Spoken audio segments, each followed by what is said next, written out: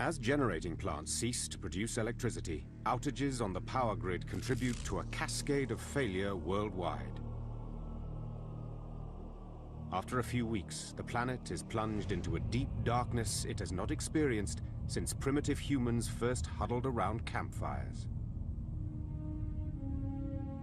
Perhaps the last glow of artificial light on Earth will be visible in the American Southwest.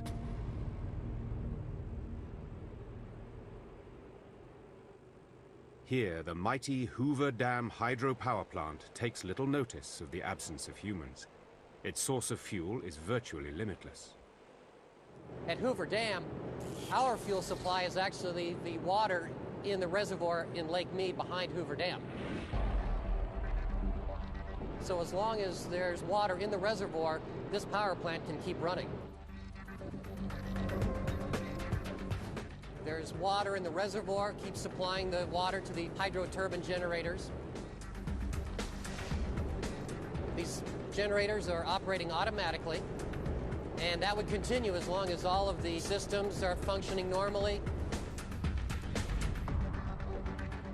If I and my staff were to leave tonight and not come back to Hoover Dam, say just in the condition that the plant is in right now, this would continue operating without us here. That would still be true after about a week, several weeks, several months, maybe even a couple of years. Everything would still be running normally. In a life after people, it is possible that Hoover Dam would be one of the last power plants still running.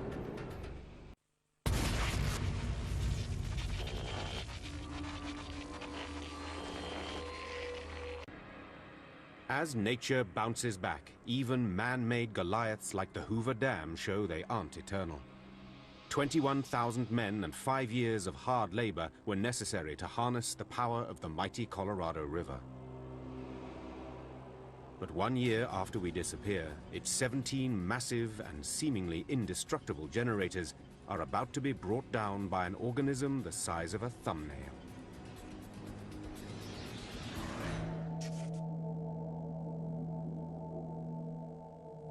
The lake above the dam is infested with an invasive species of mollusk called the quagga mussel. This stealthy invader from Eastern Europe has no natural predators in North America other than the humans tasked with scraping it from the grates and pipes it colonizes.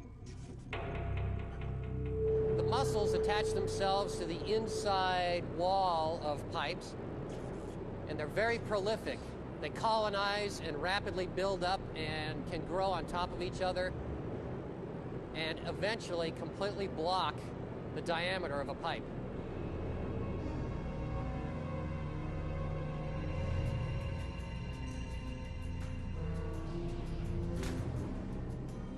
The small pipes that transport cooling water to the dam's generators make perfect layers for these creatures. And with no people around to remove them, they can spread like a cancer. And in fact, those mussels could clog up the cooling water pipes to the point where we couldn't keep these generators cool anymore.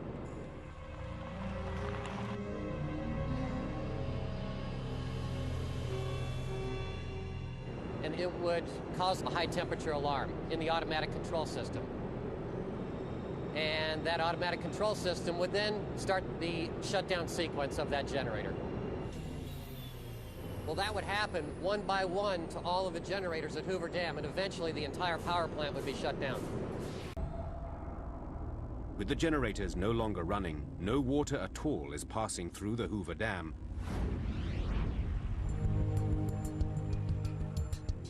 And the Colorado River downstream of it begins to run dry. On the upstream side of the dam, the water has nowhere to go, and Lake Mead starts to rise. It would just keep building up in Lake Mead, and it would eventually get to the point of spilling over through the spillways on either side of the dam.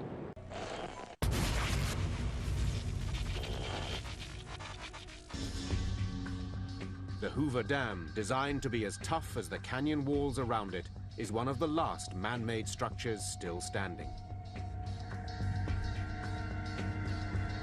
But now, thousands of years into the future, Earth is about to be visited by the last of the great collapses.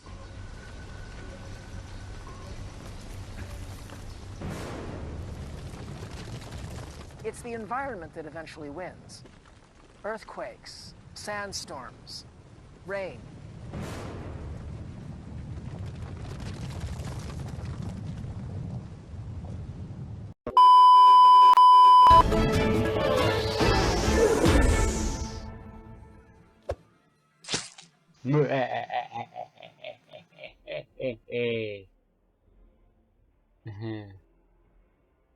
I'm bored now. I'm gonna do something else.